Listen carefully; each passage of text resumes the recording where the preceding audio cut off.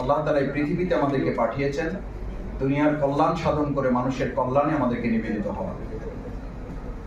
আপনারা জানেন মহাগ্রন্থ আল কোরআনে আল্লাহ সুবহানাহু ওয়া তাআলা উল্লেখ করেছেন, ইয়া আইয়ুহাল্লাযীনা আমানু রুকউ, আল্লাহর কাছে নিজেকে নিবেদিত করা, রুকু করা, ওয়াসজুদু, এবং তার কাছে একেবারে বিনীত হওয়া।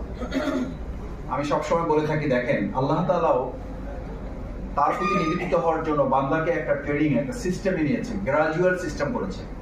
ডাইরেক্ট বলেন নাই ওয়াবুদু, চূড়ান্তভাবে আল্লাহর কাছে নিজেকে সমর্পণ করার আগে রুকু করতে বলা হয়েছে, সিজদা করতে বলা হয়েছে, ওয়াবুদু রব্বাকুম, এরপরে আল্লাহর কাছে নিজেকে পরিপূর্ণভাবে দাস হিসাবে, নিজেকে আল্লাহর গোলাম হিসাবে সুপর্দ করতে বলেছে। তারপরে আল্লাহ তাআলা উদ্দেশ্য নির্ধারণ করে দিয়েছে। এটা আমার নির্ধারিত না, এটা বরগুনা ফোরামের না, এটা বাংলাদেশ জামাত ইসলামী ছাত্র শিবিরের না, এটা আল্লাহ তাআলা প্রদত্ত বিধান।